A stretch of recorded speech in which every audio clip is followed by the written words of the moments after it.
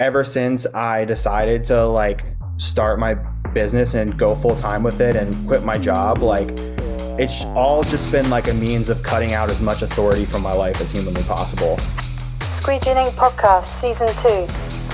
This podcast is sponsored by Blind Maggot, Magna Colours, M&R, Target Transfers, and Adobe Creative Suite.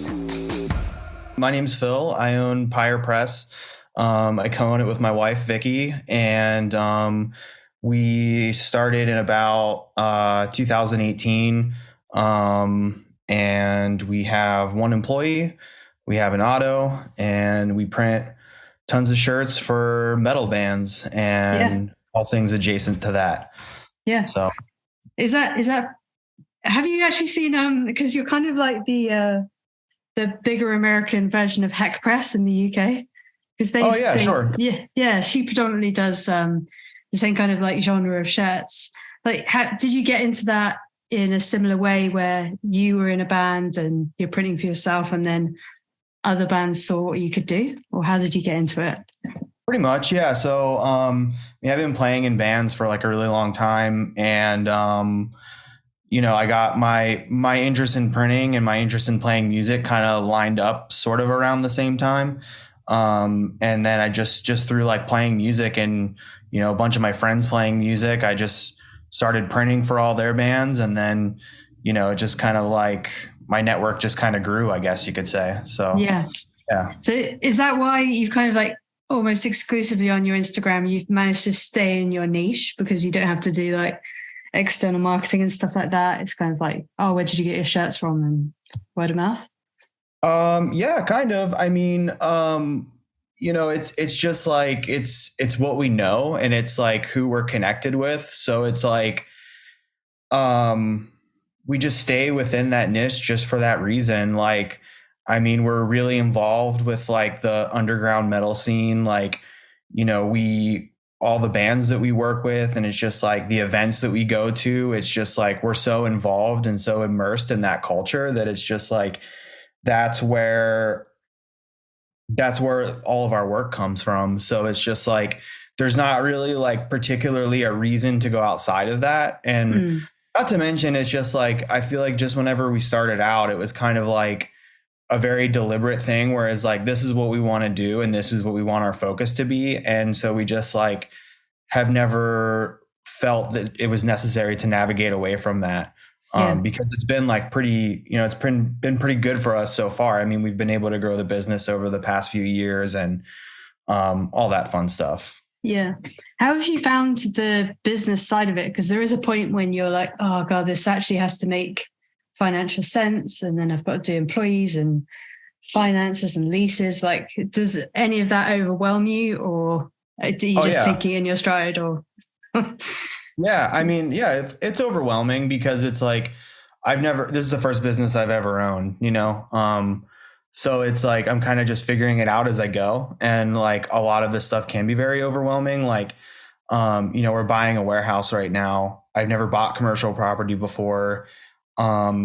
It's a pretty stressful experience. In the state of Pennsylvania alone, where we're at, there's a lot of bureaucracy and just like a lot of red tape, and that none of that is free. So, just being able to like budget for things in that way, and just being able to know how to like navigate it while also still being a good printer, and just like taking care of our customers and that sort of thing. It's definitely very tricky, and it definitely can be very concerning because it's like, well, like, what if this doesn't work out? You know what I mean? What if this building doesn't work out? Or, what if, because we're renting right now, like, what if our landlord decides they want to like sell the building, and then where do we go? Then what do we do? You know what I mean? So it's a lot of the things that are just kind of like mostly that are out of my control that I have a tendency to worry about. But like, I mean, we're consistently busy with printing. So as long as that's there, like, it's really not, I'm not concerned. The other things I can figure out, you know? Yeah.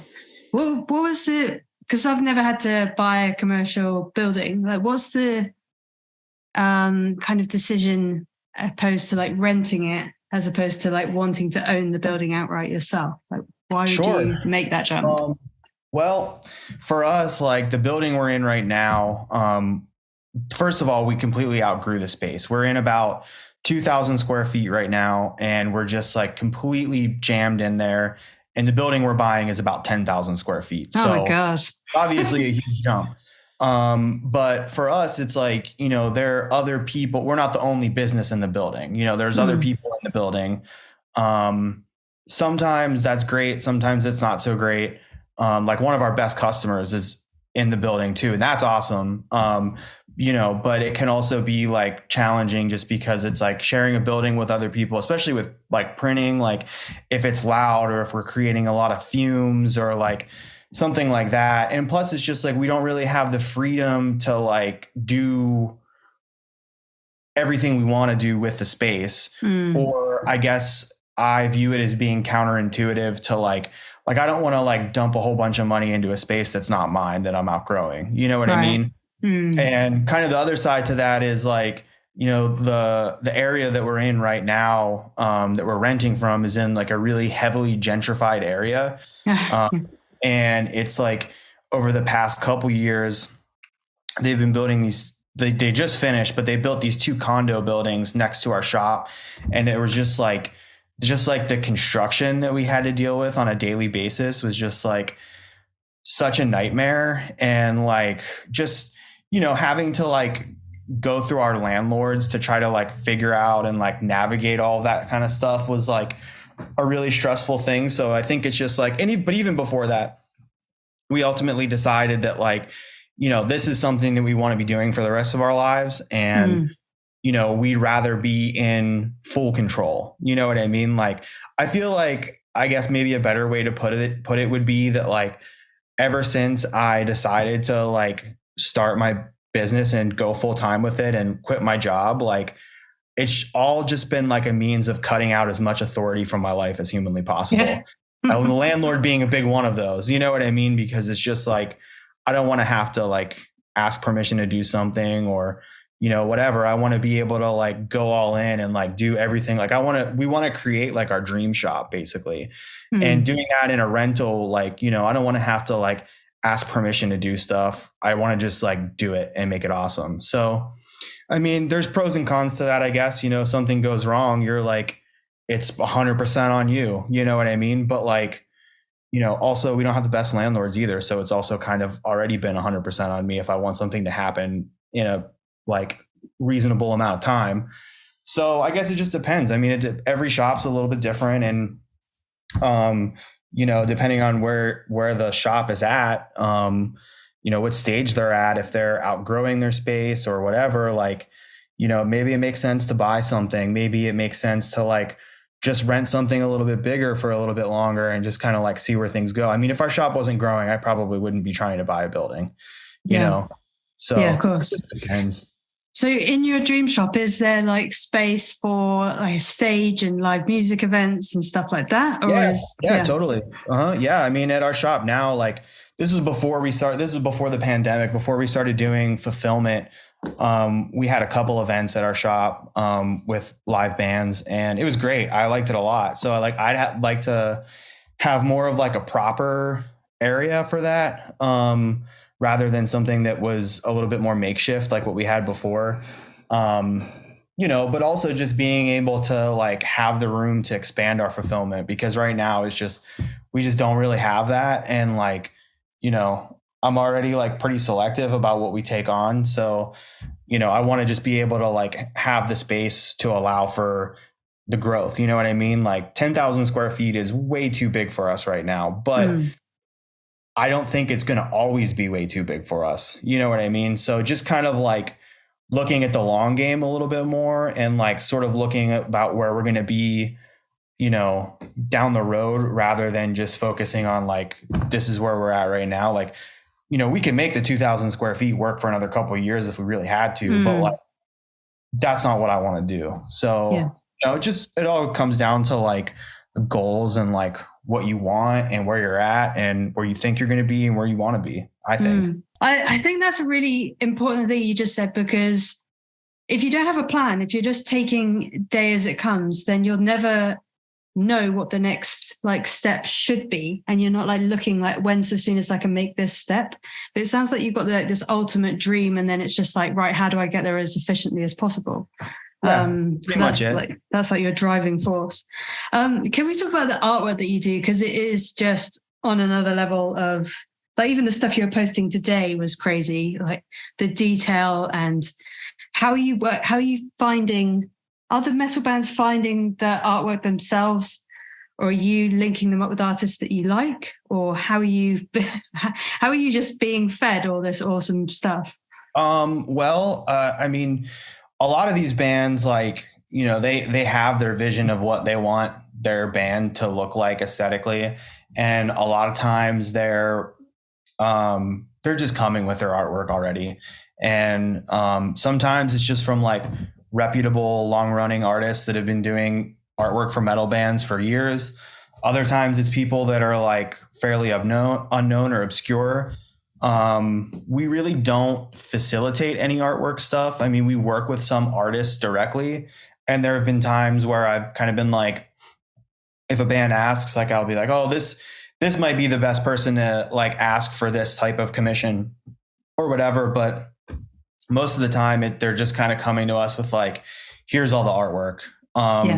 But that being said, a lot of times it's not really like the vision maybe isn't like fully realized yet. And like, we kind of collaborate with them on how it should ultimately look. Like sometimes like, you know, we'll have bands that will send us like the elements of a design where it's like, here's like the artwork, like here's this painting and like, here's our logo and here's some maybe like some other like visual elements, like illustrations or like logos or like an album title. And we want to try to figure out how to like, what's the best way we can make this all look really cool. And we'll kind of just like work with them on more of a layout type of thing, and like selecting like what the colors should be for like, it's like a lot of the stuff we do, it's like, it'll be like an album cover and then like the band logo, the album title, and then prints on the sleeves and on the back. And then the prints on the sleeves and the back and the album title and the band logo will be usually like the same color. So we'll kind of like work together on figuring out like a color scheme, so to speak, where it's like what best like fits this artwork. And, you know, we collaborate a lot in that sense, but more often than not, they're coming with like a completed design, you know, or a scan of an illustration. And we're just kind of like figuring out how to make it look as good as possible or as true to the original as possible. Yeah. And then what kind of like treatment do you do yourself? Like, are you using separation software, or are you doing it in Photoshop or sending it off, or how are you dealing with the artwork for making it screen print ready? Sure. I do it all myself. Really? I don't send anything out. Yeah. All of our like sim process separations, we do T-Seps. So it's like a add-on to Photoshop. And then I just step it all out myself. I just have like the original artwork on one side and the sep right here. And my wife, Vicky, knows color theory really well. So it's she'll like work with me on the sep, and like, I'll kind of like get like a preliminary sep down, and, you know, she'll like look at each color and be like, okay, this color needs to be more like this. Or so we kind of like, you know, fuss around with it a little bit like that. But then the stuff that's just more like straightforward, just like if it's just like a logo or like an illustration or something, I'll just output that right out of Photoshop. I don't really do a lot with like vector, just because a lot of these bands are like, you know, they're providing like hand drawn art, and it's just like, I suppose it could be vectorized, but it kind of takes away the charm a little bit. So, you know, I guess it just kind of depends. We've output some stuff vector, but like it's mostly just through like Photoshop or like T-Seps, you know. No, that's really cool to know. So like, did you learn about that on YouTube videos, or just like practicing on your own, or like, because that is a whole other genre of printing that a lot of people never bother to learn. Yeah, no, it's definitely, it all just comes from experience. I worked at a shop for about 6 or so years. Oh, right. My own shop. And they did a lot of sim process stuff there. And I just learned a lot from them with like how to output films and like how to get stuff set up. So it was just like a lot of learning from them, and then just kind of like a lot of figuring out on my own what works and what doesn't.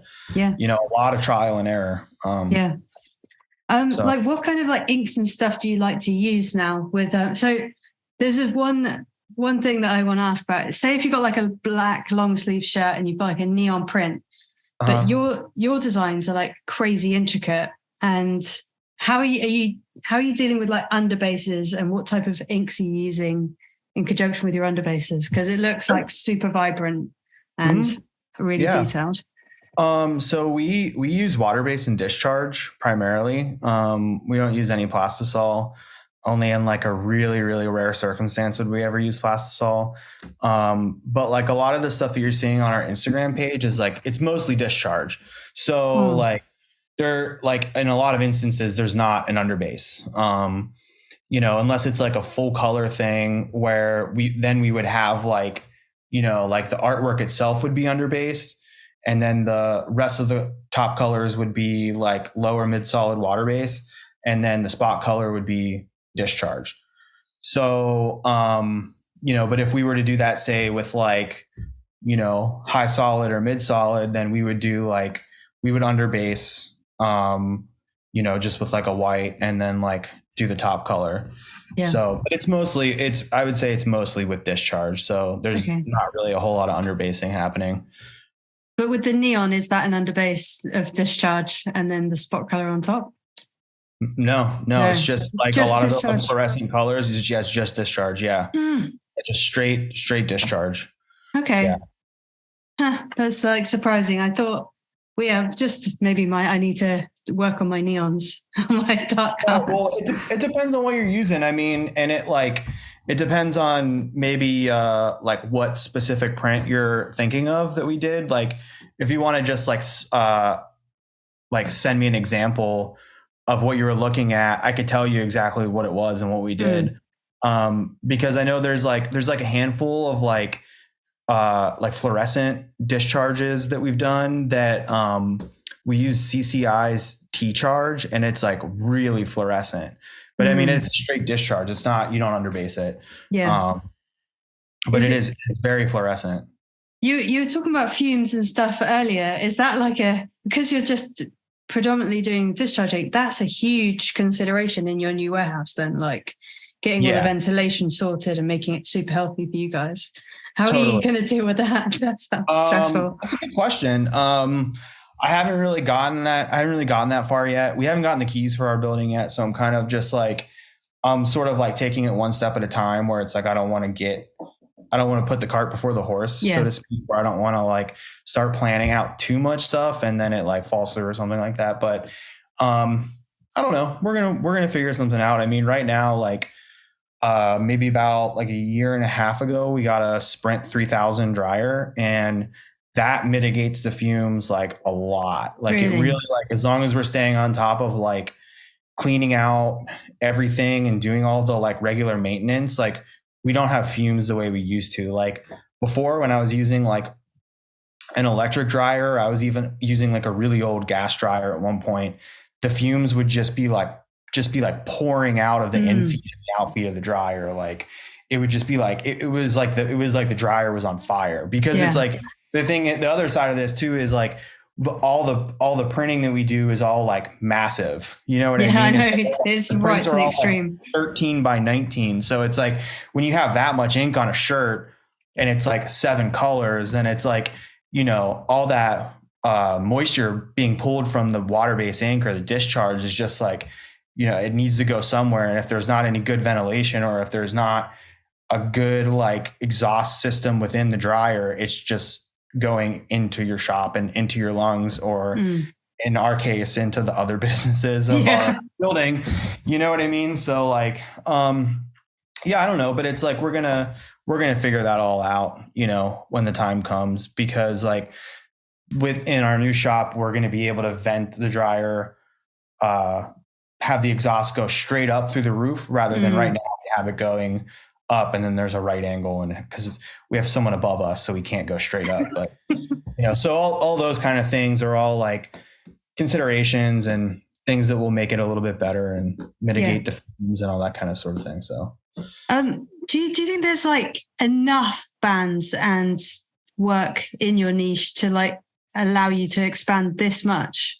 Like, do you feel like there's more that you can be doing in a day and you're having to turn away work? Or do you think you're just, I don't know, capture more of the bands in other states as well? You know, we say no to a lot of work actually. Just because like it's mostly just like out of being like, I want to work with the bands that I really like. And so there's like kind of like a selective element with that, but it's also just kind of like our schedule fills up really fast. So if it's something that I don't think is going to be like fruitful for us to work on, or if it doesn't really like fully fall in line with our vision, then I'll like, you know, respectfully will pass on it. You know what I mean? Because we also have like a lot of bands that we do a web store and we do fulfillment, and we have a lot of bands that ask for that. That's mostly what we say no to, just because it's like, you know, A, we're limited on space. B, the stuff that we're doing on our web store is like more of like a curated type of thing where it's like this, we want to like reflect our taste, I guess. So it's like, don't really just say yes to everybody. But I guess to answer your question, I don't think that there's like a shortage of bands that need merch. It's just like, it's a really small scene, but it's also like very dense. You know what I mean? Like there's constantly new bands popping up, and there's constantly new bands that are getting really popular. And there's like a lot of bands right now that are also just willing to tour nonstop, like after COVID, you know what I mean? They're just willing to do like whatever. And, they're always looking for really reliable people to work with because there's so many unreliable people to work with. So that's where we come in, I guess. Exactly. Yeah. So you probably understand their needs much more than any other normal print shop. So that's why they're like crawling over themselves to get on your schedule. Probably. I mean, you know, it's like, I feel like if like we're better suited to work with like a death metal band than we are to work with like a little league softball team. And I think that the customer base knows that. So it's like, you know, I know what those bands want because like I've been in bands before. I am in bands. Like I know how to like, you know, when they're like, oh, we want this amount of shirts, I know when to say, that's not enough shirts for the amount of shows you're playing. Or I have a pretty good sense of how to guide them into doing the right thing. And, you know, whereas like if somebody emailed us and was like, hey, we want 1,000 shirts printed on polyester, I would probably be like, hey, I'm not the person to do that. You know what I mean? Like, cause we have had like requests like that. And it's like, oh, I'm flattered that you would think of us, but at the same time, you should go hit this shop up because this isn't, I don't want anything to do with that. And I'm not going to do it as well as somebody else would, you know? I think there must be a lot of shops that aren't financially stable enough to be that confident and just say, oh no, that's not really for me.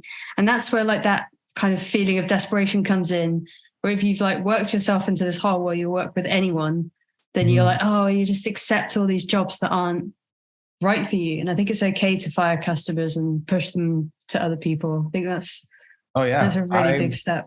I fully support firing customers because I think that you need to, first things first, you need to do what's right for yourself and do not let like customers necessarily like take advantage of your shop or your employees or whatever. But also you just need to know what you're good at. And that's ultimately what's going to make you money. Like for me, it's like, you know, I was selective right from the jump, even before I was in a position where I probably should have been selective. I just was, because I was like, well, this is what I want to be doing. And anything else is a distraction from that.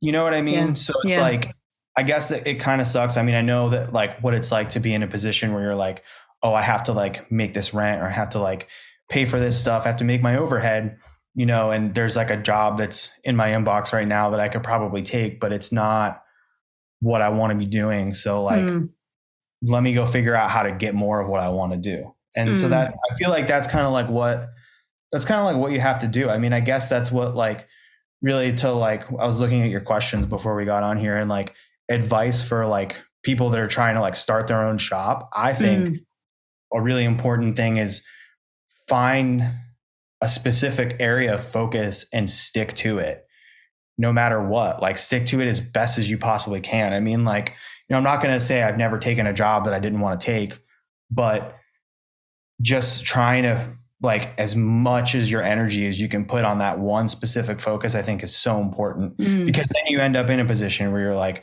okay, like the business is stable enough where I can now, really like be deliberate about what I'm doing. So yeah.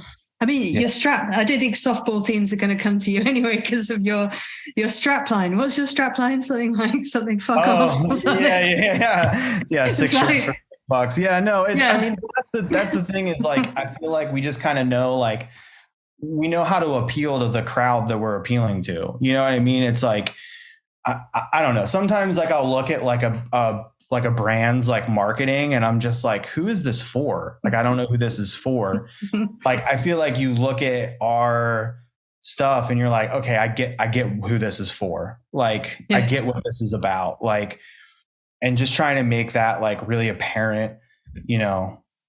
I think it's very obvious and clear that you do a good job on it. Yeah. Thank you. I mean, I don't really think we're going to be getting asked to do like corporate work or anything like that.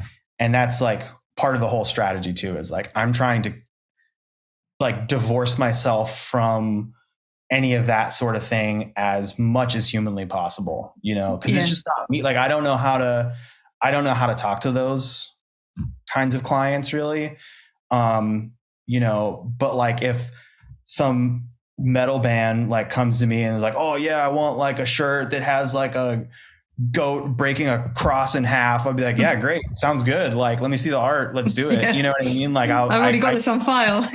yeah I'm like, all right, yeah, let's I'm good to go. You know what I mean? Like I just know how to I know how to communicate with those clients. I know what they want. I know I'm just like, that's just so much of what I do. So yeah.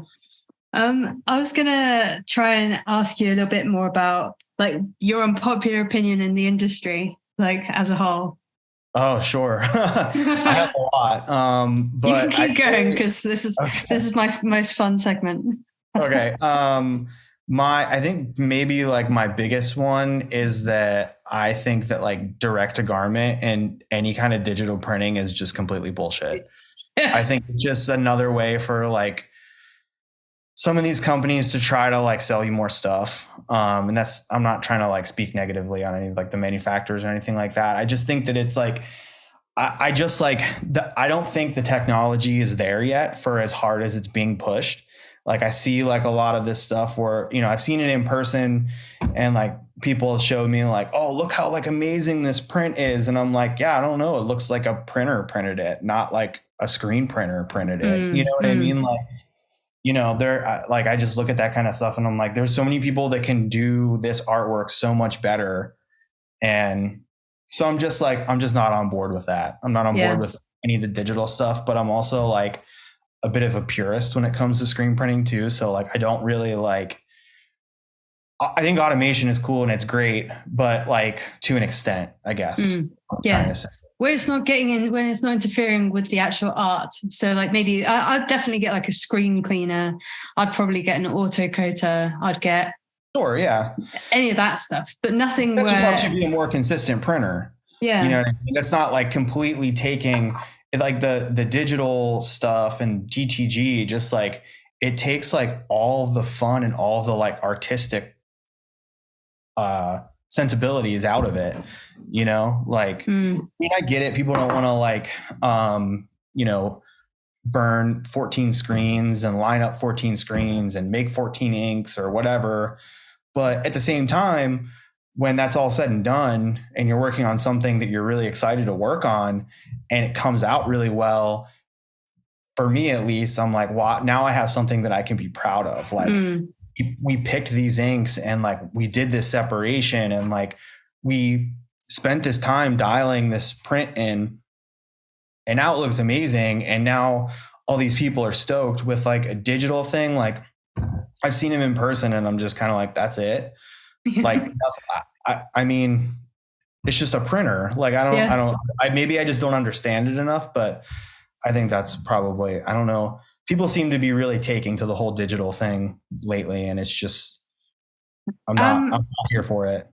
I don't know. Yeah. I think it's just going to separate out the super quality stuff with everyone else. And we're actually just going to like rise to the top a little bit more as screen printers, as like basically they try it, don't they? They try DTG and stuff, and then they always a bit let down by it because most of the suppliers, they're just churning this stuff out en masse, and they're nowhere near having the connection that you have with the bands, like giving them advice and real life experience and stuff. So It's not even, it's like way beyond the product. It's like the service aspect and now the fulfillment as well. They can completely trust you, but you can't really trust DTG fulfillment even. It's the huge factories, you're just another number in their order sheet that day. So yeah, sure.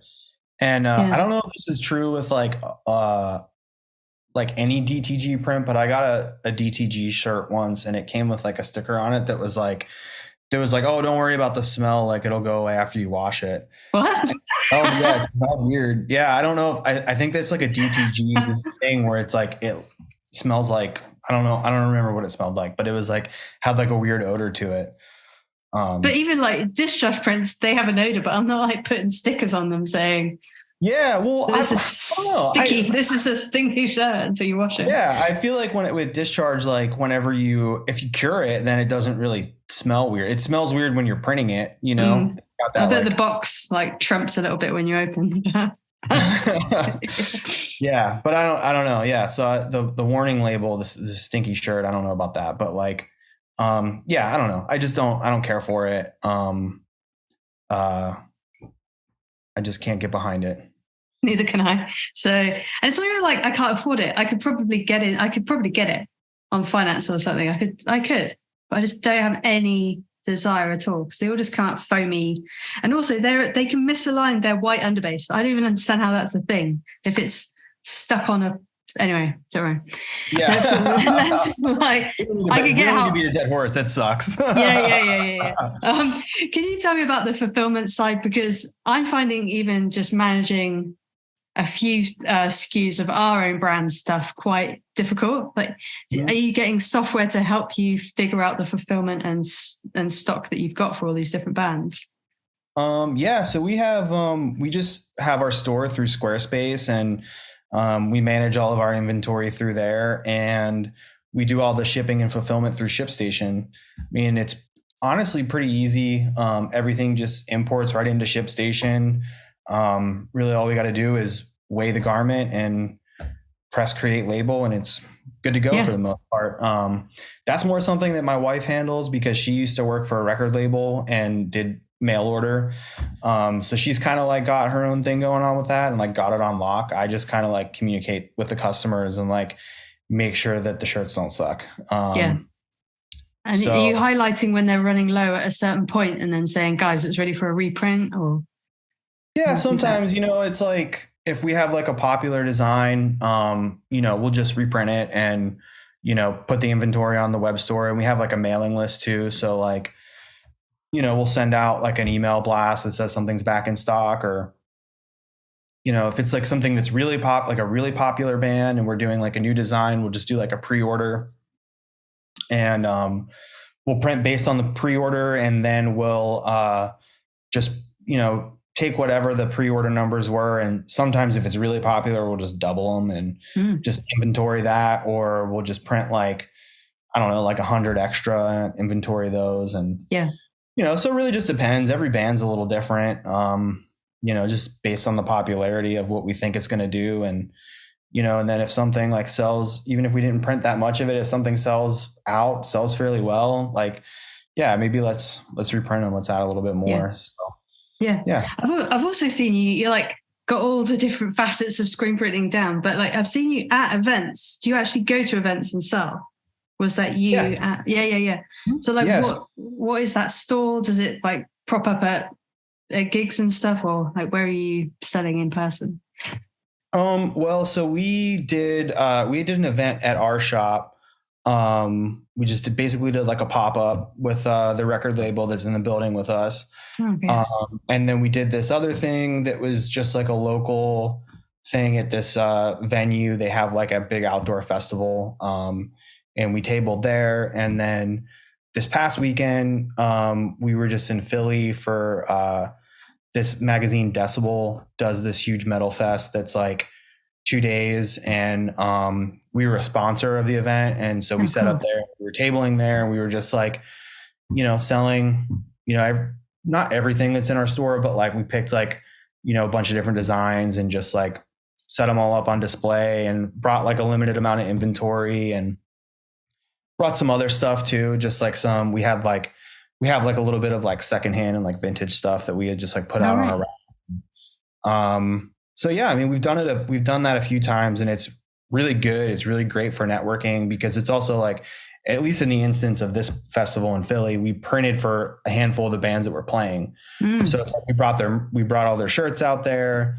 We brought all our stuff there. We set up, we're networking. It's just a really good thing for us to do, especially when we're like, so involved with the scene. It's like, it's really good for us to be present and just be able to like talk to people that buy stuff, even if it's just someone that bought one shirt from us one time. Like there were a handful of those kind of people that came up to us at our table and like, oh, I bought this shirt from you. Like, it's so cool. Like, I like what you guys are doing. And like, so it's just great for us to be seen in that way. So I definitely want to start doing more of that kind of stuff. It's a really good money earner as well. Like you've got a website and stuff, but you have no real, you just don't really find it easy to like drum up business for that type of thing. But when people are at an event, they're so much more willing to like spend money on beer and shirts and having a good time. So their wallets are open. So they're a much more captive audience. Well, I feel like with those kind of festivals, especially like in the metal scene, I feel like people go there with money to spend on merch. That's why they go there. I mean, they go there to see the bands, but they're also like, okay, like, this label is going to be set up, like this is going to be here, like there's going to be all these records and all this merch, and like people just like, they just go there with the intention of buying stuff. And I think that's really cool, because it's like, well, first of all, they don't have to pay any shipping on it. So they're probably like, oh, if I see this thing that I've been wanting to get, I don't have to pay shipping. That's cool, But also it's like people will see it in person and be like, wow, this looks really awesome to buy this. You know what I mean? So there is good money in it. That being said, I have no interest in ever doing any kind of live printing ever. What? How come you just came up with that as a thing you know that you hate? Yeah, no, I've done it once or twice before, and it's cool, but it's just like, I don't know. There's so many variables in screen printing, and there's so much stuff that can go wrong. The last thing I want to have happen is for something to go wrong in front of a bunch of people. You know what I mean? And it's just nice at those events to just be able to just like hang out and just be like, yeah, this is the stuff we made. Check it out. You know what I mean? Like you look at it or you buy it, or if you don't want to buy it, that's cool too. Like having to like print something on top of that is just like, it's just a whole other element, that I'm not personally interested in. Yeah. Get straight to the selling. Yeah. Yeah, no, I understand that. We actually had that experience on our own market store, because I used to think that the live printing drew people into the store, but it was actually kind of like, because I'd have to keep the ink moving on the screen, I was actually like saying, oh, do you want to print this to people? And they actually just wanted to browse. And some people are like nervous enough coming on your store. So when you say like, oh, do you want to do this interactive thing with me? There is like a big percentage of the population who are a bit like nervous about that.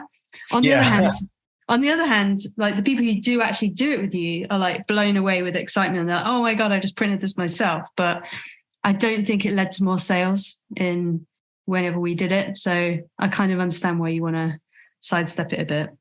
Yeah. I think it just depends on the print shop, and it depends on the event. I don't know. Every shop is so different that it's just like, I just know that for me, that wouldn't work. I know that for me, that like with our customer base, like they're more interested in just seeing like a cool shirt from a cool band they like. You know, I don't think it's necessary. Not that people wouldn't want to see how it's made, but like in order for us to make it something that like looks really cool, I don't know. It's just so much effort for me personally that I don't think I'd ever want to get into. Yeah. Is your own brand, is that the Ultha stuff? Ultha? No, Ultha? I'm just seeing, I'm seeing that a lot on your like web shop. Was that your own stuff or is that like stuff? Oh no, that's a client. That's a client we work with. Yeah. They just came out with 2 new albums that they released simultaneously, and we just put up a pre-order for their merch not that long ago, and so we've just been promoting that. Usually whenever we put up like a new pre-order for something, or like if we're like putting something new up for a band, we just focus on promoting that a lot. Yeah. How do you distinguish what's your stuff? Like, are you branding it with the shop name, or how are you doing that?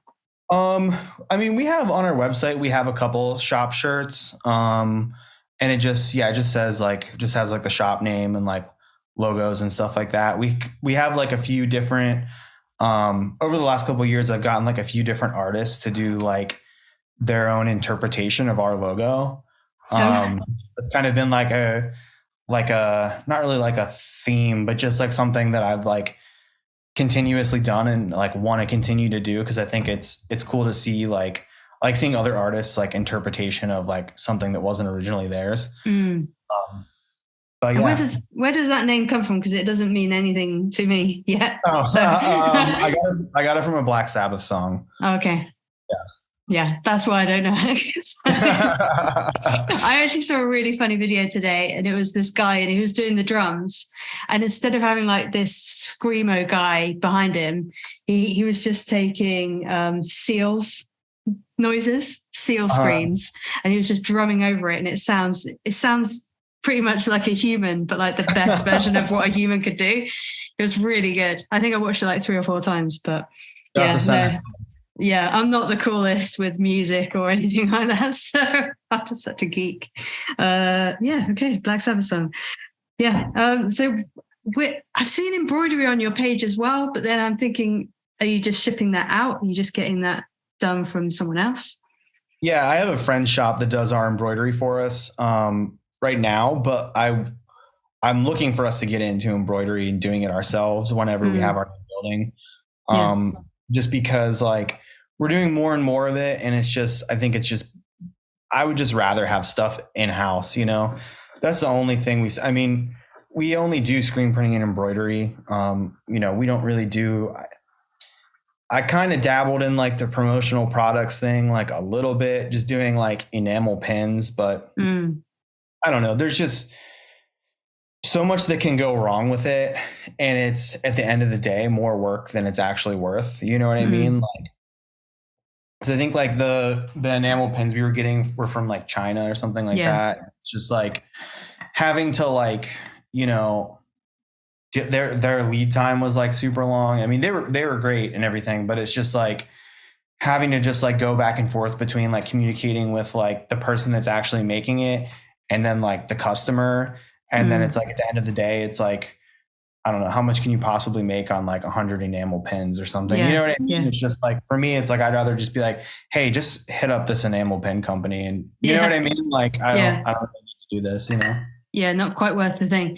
But like, I'm guessing a lot of your customers are wanting like caps embroidered over generic uses of embroidery. Am I right? Like they're obviously not going for like left chests or anything like that, are they? So No polo shirts or anything like that. No, mostly just like dad hats and like snapbacks and like the occasional beanie. It's pretty much it with embroidery. But it's a lot. There's a lot of them we do. And, we do sell them on our website, and I love selling hats on our website because it's like, they're one size and they're easy to ship. Don't take up a lot of room. You know what I mean? Yeah. With like, they just stack inside each other, don't they? They're sick. Yeah. With shirts and stuff, it's like, okay, we have a lot of shirts here. Oh, they're all the size small. Like this isn't really doing anything for me. You know what I mean? Like hats they're just an easy sell, Yeah. With that embroidery though, I wish I had bought 2 machines because I do like flat embroidery as well. But if I had two machines, I'd have one just set up for caps and I would never ever change anything on it. And then the other one I could just like mess around with. But yeah, caps is on the trickier end. But then when you've got like the needles dialed in and that type of thing, it does run smooth eventually, but it can be super frustrating initially because just break. But then I've never embroidered anything before. That's going to be Vicky, my wife. That's going to be her thing. She's going to figure that all out. So, does she know that, or is she just dumping on her now? No, she knows that. She knows that. She was like, I want to get into this. Like, I want to learn how to do it. And I was like, cool, I don't, So it's like, you can figure it out. But I've been trying to once I see it happening, I'm gonna be like, okay, I want to learn how to do this now, That is so bad. You have to like make her do all the horrible like learning work and then you just swoop in at the end. I'll help. But it's just, I guess what I'm saying is more of like conceptually, I don't want to learn how to do it. Like, it's just I don't know. It's just like learning another thing. Like when I already have like so much going on with screen printing, it's more of just like feels overwhelming. Yeah. Right now, but I know like once we actually get a machine, like we're gonna figure it out. And it's really, really fun when it comes out nice, and then you're gonna go into puff. You will just play around with puff, and it's really, really fun. Anyway, apparently, like the second thing you should get after your embroidery machine is a little flamethrower. Little baby one, because then you burn off all the threads really quickly instead of like getting in there with scissors and snipping them all nicely. Yeah, I put my eye on a little flamethrower as well. That's from like talking to Ken Blackwork the other day, and he's got one. He just always whipping out his little flamethrower. So is there anything? I do actually want to like ask you some quite technical questions about your printing. So, sure. Do you know when you're doing your sim process in T-Seps? I haven't used that one. I've used like Separation Studio Next. And initially, because I've come from like the vector background, I would always change out my mesh for like my underbases. But with sim process, I've kind of been told that that's like really bad. So do you ever like change your mesh types out if you're doing sim process, or do you do them all on the same, or what kind of choices are you making with that? Changing the different mesh count, or like a different... Like do mesh count for like underbases, like being lower and then higher for the colors? No, we use all the same mesh count pretty much. We only use two mesh counts at our shop. We only use 230 and 200. It's all we use for everything. Yeah. And sometimes for sim process, like it'll be like the base and all the top colors will be like 230. And then depending on what the spot color is, that'll either be 200 or 230. Just depends on like maybe how detailed it is, or like what the actual ink deposit's going to be like, or even what the color is. Have you bought into any of the like thin thread meshes and screens? Yeah, we use thin thread. Mm-hmm. Okay. Yeah, we use all thin thread. Are you finding it difficult to, did you initially find it difficult to source those? Is that something that's come into the industry in the last like few years, or has thin thread always been available? I don't know that it's always been available, or that it's even necessarily like a newer thing, but I mean, I've been using it for a pretty decent amount of time. And I mean, it's pretty easy to come by as far as I can tell. I guess it depends on like where you're getting your screens. I mean, I'm sure it's different for you. Obviously we would have different suppliers, but like, over here, it's pretty easy to come by. Yeah, you guys have all the best stuff. but even like, what was your choice? Like, would you stick to having? I think you got a big M&R auto, haven't you? And you got the. So why did you pick M&R, or was it just handy, or were there any reasons behind doing that? I mean, I've always thought M&R stuff just looked really cool. I always like thought that shops that had all M&R equipment just looked awesome. So like, I guess aesthetically I was drawn to it perhaps, but also at the same time, like, I like that it's like, they have their like manufacturing facility not that far from us really in Illinois. So it's like, I it's kind of like proximity wise is close, and it was like easy for me to like go out there and just like see everything in person, like at their facility. Oh, wow. And, I just kind of liked it because it's like they have like a ton of techs, and it's like their equipment is like pretty simple. It's like pretty easy to fix if something goes wrong. It's pretty easy to work on. It's easy to learn. So yeah, all those things. But I mean, I looked at all of them whenever I was like considering buying an auto. I looked at like Rock and stuff, and I've used one of those presses before. They're cool. It's just ultimately at the end of the day, M&R was what made the most sense for us. So yeah, I wish they'd all allow you to paint up your auto with whatever color you want, because Annettte have started doing that. Like, yeah. Oh, really? Yeah.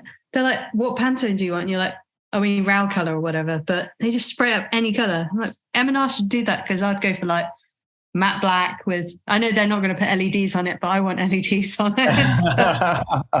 Yeah. I never really even thought about that, honestly, because I was just kind of like, oh yeah, it's the one that's blue. Like, that's just what it is. That's their thing, Yeah. This is your opportunity. When you take it apart to bring it over to the warehouse, you can like go to a shot blaster and like get it all sprayed up. This is the only opportunity you got. You got to do it. I guess if I had the choice, like right from the very beginning, I would have told them to just make it black. But I don't know. I don't think I've ever like willingly like picked the color blue for anything. But like, like now that I have it, I guess it's like I couldn't imagine it looking any differently. I don't know. Spray it black, and then you can get someone. You must know someone who's good at airbrushing in the kind of niche you're in. They could like airbrush all your. I could probably find somebody. I think you should. I think it'd be disappointing. The community would be disappointed if you don't take that opportunity. Yeah. I mean, we're definitely going to paint our building black. I could tell you that right now. The equipment that sounds really expensive. Yeah, it will be, but it's going to be worth it because it's going to look really cool when it's done.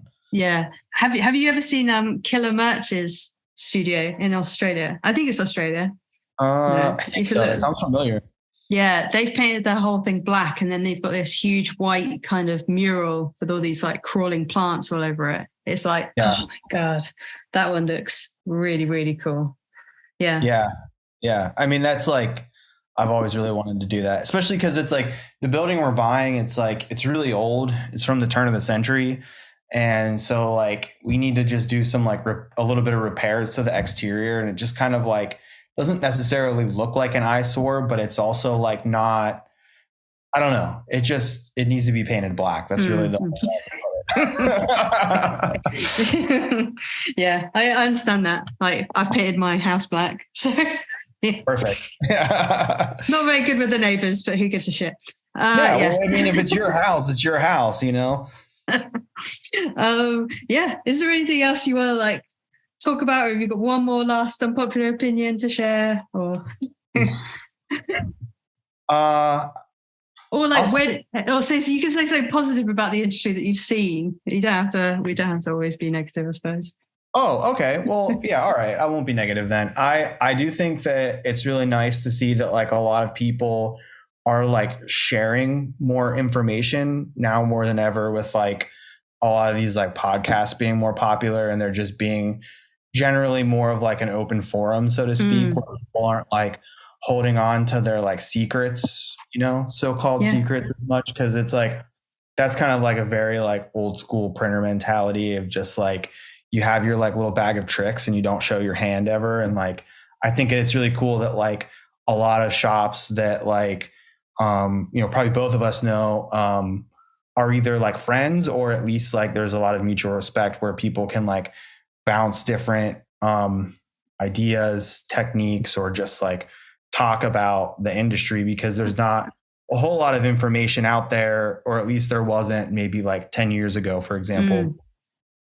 And now that there's just more info and more people that are willing to talk, I think that it's like a really good thing that ultimately helps like push it forward and helps encourage people to get into printing, rather than, to be like, oh, I'm not going to tell you how to do this, or this isn't how that works. You know what I mean? Yeah. Like, so yeah, everyone's talking more and being cool. Yeah. Everyone's just being cool. I like that. Yeah. I think that that's a really good thing that's important. But and I will, you wanted a hack. I will share a hack with you. One thing that I found with printing with discharge is that to never put tape on the bottom of the screen if you're using registration marks. I don't know if you've ever done that, but probably just from habit. Yeah. So, I mean, when I was learning how to print, like, we're always taught to put, like, if you're using like registration marks, put the tape on the bottom of the screen, tape up the registration marks. But when I started printing with discharge, I was finding that there was like a line where the tape was, and I wasn't sure what that was coming from. And whenever you put the tape on the inside of the screen, that line doesn't happen. So, right. So what is it? Is it just ink lifting off screen? What is it then? What's happening is that it's kind of like seeping through those registration marks, and it's just causing a little bit of a discharge line on the shirt. Okay. Because there's like evaporation and more like gases and all that going on as well, maybe. Sure. Yeah. But when you put it on the inside, it doesn't seep through that way. So cool. Yeah. I found that to be very helpful, because I was like, when I first started trying to figure out discharge printing, I was like pulling my hair out, trying to figure out. Not too much, because you still got loads. Yeah, I still got it. Not too much, but I still got it. But like, it was just really frustrating. You know what I mean? Yeah. Have you got like foggers and stuff to like keep it all really like wet when you're printing? Have you had to do anything like that? No, I've contemplated getting foggers, but I don't know if it's really necessary. Like where we're at, the weather is kind of weird. It's like, in the summer, it's like very humid. The humidity is really high, but like in the winter, it's super low. So just kind of like knowing when to like adjust the ink chemistry a little bit, I think is important, but I've never really like, or at least not now. I don't really think that like for us, like foggers are like entirely necessary. They look really cool. Yeah. But apparently someone had like a whole swimming pool, like a little paddling pool underneath their press, because the foggers are causing so much water that it's just got to go somewhere, and it's just like collecting on the floor. So they're just collecting water like that. It's like, holy shit, that sounds like a massive fire hazard and like stuff that I don't want to deal with. I've got my little spray bottle and I just keep spraying the shit out of it. So, but maybe I should look at my chemistry instead. Like a long run, we'll kind of like go around the press and just kind of like mist with water a little bit. But I mean, I don't know. I feel like as long as you're not like stopping for like a really long period of time, it's usually okay. You know what I mean? That's what I found. I found it to be more difficult on a manual with inks being problematic than on an auto. Yeah, definitely. Just because it's, especially when you're doing full color, like there's always some kind of movement happening on an auto unless you pause it. You know what I mean? But also like something I found when I was printing, like, especially again, full color on a manual, just having like the screens like angled up and like spinning them all, like, just because I mean, airflow is what cures water-based ink. So it's like spinning the press. I just feel like that airflow like draws moisture out of the ink. Yeah. But on an auto, they're laying flat and they're sitting stationary. So don't really have that as much. So I feel like a lot of the issues that I maybe once had, where I was thinking like, a fogger would be necessary, went away when we started printing auto. Right. Okay. That's really interesting. I always thought and I don't even have a manual anymore. I sold my manual. So that really, really brave little thing. Because I know you can rely on your auto a lot, but are you not like a little bit scared that it will go down for a few days and you'll like want a manual print? No, you're just not scared like that. Yes, well, let me tell you this. We did have our auto go down, and we had the manual, and I was like, fuck that. We're not using the manual. Like, we're not going to look as good. They're not going to look as, it's like we could, but they're not going to look as good. So then it was just like, well, if we're not even going to use it when the auto goes down, what do we have it for? You know, it was just taking this big space. Again, we're out of space. It was taking this big space at the shop, and we needed like a receiving area because like I was just ordering our blanks, like basically like job to job. And then with the pandemic and the supply shortages, I was like, we need to get as much product here as possible. Lots of black t-shirts, basically. Yeah. So I got rid of the manual, and I created just like a little staging area for us to store all of our blanks. And I haven't regretted it yet. I mean, I have like a soft spot for manual printing, and the press that I sold, that was like the manual press that I like started the shop with. And I just have spent so much time with it that like ultimately I was holding on to it for sentimental reasons. Yeah. And I was like outvoted on like having it there. So I was like, all right, like we'll get rid of it. That's fine. Take it when I'm not here. Yeah. I mean, no, the person that bought it, like I helped her and her husband or whatever, like load it onto their truck and everything. And it was like, you know, I said my final goodbye or whatever, but like, I mean, I don't miss it because it's like, whenever I was printing manually, it was just like agonizing. Like I was just like in pain all the time. And like, I don't know, just kind of sucks. Yeah. That's okay. Now that we have the auto, it's like, I don't know. It's just like things are so much more consistent, and like, there's just a lot more control over like what we're trying to do. And yeah, I don't know. Maybe I'll get another like little manual one day, but for now I'm good. That's okay. You don't have to say that you'll get a manual because it doesn't sound like you're going to. Try to be nice to the manual printers again. No. It's not. Oh, you're a manual shop? You don't have auto at all? It's like, I don't know. It's kind of like a bittersweet thing. It's like, on one hand, it's like, yeah, it would be cool to have one. But then on the other hand, it's like, am I really going to use it if I get it? Like, am I really ever going to use it? Probably. You know, like, yeah. I like it in theory more than I like it in practice. Yeah. But I don't know. I understand. Like I had a rough day today. So a rough day on the manual today. It was like a rough day with lots of different things, and then I managed to mess up like 4 shirts, and I didn't even notice I'd done it because the image was so colourful and crazy. I didn't spot that I'd done it. So that wound me up a little bit, but it's okay. It's for our own stuff anyway. So yeah, that softens the blow, I guess. I mean, do you see yourself getting an auto? Yeah, our thing is space at the moment, and we're just doing stuff with a different business at the moment.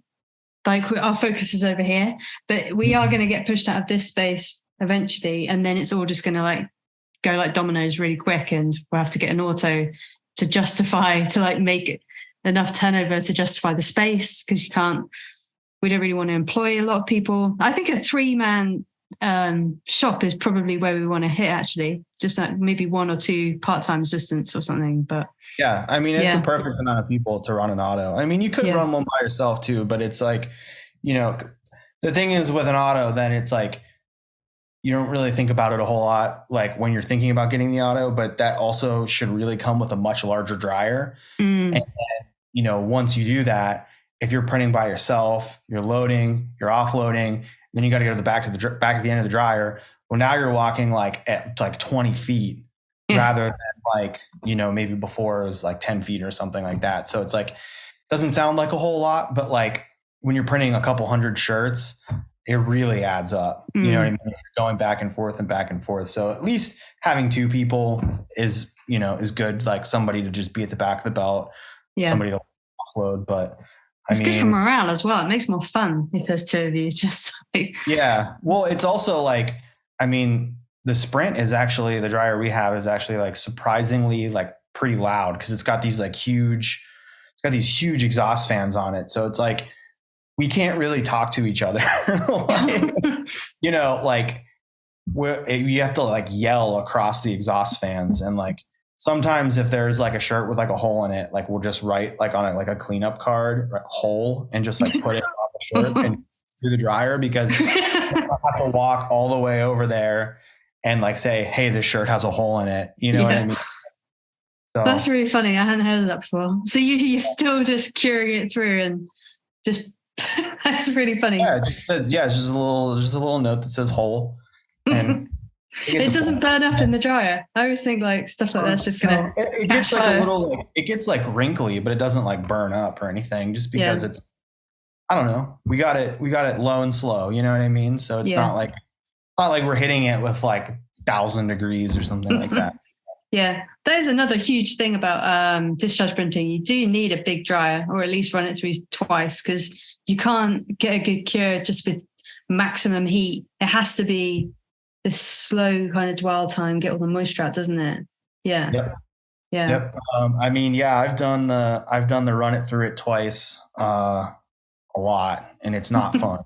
It's really horrible. It's really, I mean, at the end of the day, like depending on how often you're doing that, it's more of just worth your while to just save up and buy a bigger dryer, because it's like having to like, there have been so many times where I've been like printing for like all hours of the night and I have to run stuff through the dryer twice. And I'm like, did I run this through twice? I don't even, did I run this stack through? Oh, I'll just run them all through again. And then like, I don't know. It's just like so easy to get confused, and it's like so much extra work. But yeah, I don't know. Do you print with Waterbased or do you use Plastisol? All of it. We do all of them. I'd say probably like 60% Plastisol, and then the rest Waterbased, and then a bit of discharge sometimes if we're feeling like a bit brave, or we definitely know that it's going to do well on the type of garment that we're using. But, sure. Yeah. There was one more thing before I let you go. Do you know like how a lot of shops always wish that they had more heads on their autos because they can't use a lot of the stations because of like flashes and stuff. But with the kind of work that you're doing in the majority of, you don't really have to flash discharge, do you? Because you're just doing it wet on wet. So does that mean you've got more capacity with the amount of colours that you can do? Is that right? Yes and no. I mean, we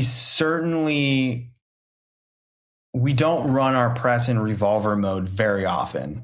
Which I don't know. Do you know anything about what revolver mode is or anything like that? I've started seeing it, yeah. And there's even like new modes. I didn't know if you really printed on like an auto before, if you knew much about like, so, but we don't do like, revolver mode often at all, because since we're not really doing any print. So that saves us a bunch of time. But I mean, there are instances where we do need to flash. Like if we're doing a sim process, we will flash after the base. Just because I feel like, I don't know how other people feel about this, to do a similar thing, but like, I feel like it helps the top colors become way more vibrant. So, and it's not a very long flash. It's like a pretty quick flash, but at the same time, every single day, I wish we had more print heads. Every single, like, it's, no, seriously, like, it's just, there've been a lot of, like, I was going from a 6-head manual and we have an 8-head, auto now. And I was like, oh, that's 2 more heads. Like, that's totally fine. I'm doing all this stuff with 6 heads now. Like, that's totally fine. But now, like, as I've had this press for a few years, I got it in 2019. I'm doing SEPs and I'm like, well, it would be really nice to just make this 12 colors instead of 7. Or like, wow, this should really be 16 colors. Wow, 16 colors. Like, no, there's no way. So it needs to be 16 colors. If I had the ability to, a lot of the shirts that we print would probably be between 16 and 18 screens. Yeah. But does the customer like want to pay that? Or do you do that with the this is an 18 and you're like, that's a really good question. I mean, there have been times before where like I've quoted stuff at like 6 colors and I'm like, well, I'm gonna add that 7th color and I'm just not gonna charge them for it because it really needs it. You know what I mean? Like I feel like a lot of times you don't really like realize that until you're like actually doing the separation, where you're like, especially with something that's like a lot of the stuff we do, where it's like an oil painting. It's like once you're like really doing the sep and you're like really in there, you're like, wow, like this like little bit of like pink or whatever would like really make a big difference here. Like, and so we're just cutting a lot of that stuff out now. And, you know, I don't know, I feel like some customers would be willing to pay for it.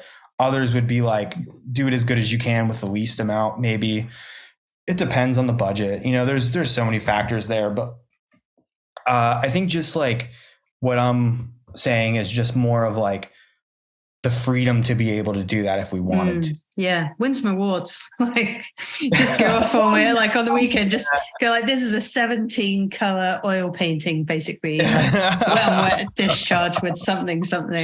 Yeah. Yeah, not even that. Just like, just having that ability to do that, or just like the ability sometimes, like I really would like to have a second flash in there, because when we're doing like a sim process thing, like sometimes with like the print being so big and like the ink deposit being so heavy, like, if there's like a lot of buildup of ink on the bottom of the screen or something like that, like I feel like that could be like resolved sometimes with just having like an extra flash before we hit the spot color. So it's not just like, like a logo and then like all this empty screen space being printed over. And just having like extra room maybe for like cool down stations, like, so not even necessarily just like being able to do like an 18 screen print or whatever, but just having like the freedom to be a little bit more dynamic with how we're setting up jobs would be cool. Because right now it's like there's basically, if we're doing a 7 color print, there's one way we do it. And that's it. You know what I mean? Because we're limited by what the press can handle. So, but at the same time, like, the press that we have is like in our space, it's like pretty much the biggest press we can have in our space. Yeah. This is going to go bananas. I'm so excited to like keep following you as well, because this is just going to, you're just going to fill that space in no time, aren't you? Yeah. So Ryan Kasparian from Covered in Ink, I don't know if you know him, but he's doing the layout of our new shop. And oh, wow. He's trying to nudge me into getting a second press, I think. And I don't know if I want to have 2 presses. I think I might just get like one, like replace the one I have with just like a much bigger one. But I don't know. He said he's going to factor in a second press in the layout.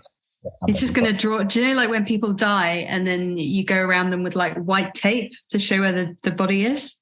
Have you seen that? Yeah, he's going to do that on your floor, and then you got to go past it every day and be like, fuck, I really do need that press where he's planned it out there. Yeah, that's funny. Then it's like I get to thinking about it, and I'm like, well, it really would be cool to like have the 8 color Sportsman, just have like the sleeve palettes live on it all the time, and then a presser would just only do sleeves, and a presser would do like all the like full front and full back. And then I'm like, oh man, it's just turning into like it's like a way more involved thing than like I ever thought it would be. That's a really good idea though, with the amount of sleeves that you seem to do. Just sleeves, just caps on one of your embroidery machines. Have very, very specific, and then just all your downtime is like cut in half with all that bullshit of changing patterns and positions and stuff like that. Well, originally, when I first got the auto, I was using the manual for sleeves, and then I was like, this sucks. I don't want to do manual printing anymore. I'm exhausted from it. So then I just started doing them all on the auto. So yeah, it would be good to have two presses for that reason, but I don't know. We'll see what happens. We'll see what the future holds. Yeah. I'm very excited. I want to see this black paint job as well. I made a mock-up. I'll send you my mock-up. I'll send you the screening seal thing. Oh, cool. Mine's really useful. Mine's going to really help you out. Yeah, that's really cool. I really appreciate your time. I hope you have a nice day. It's my evening now, so I've just got to... Yeah, well, have a good evening. Thanks for having me on. I really appreciate that. Yeah, thank you so much. Okay. Sure thing. Cheers. Bye. Bye.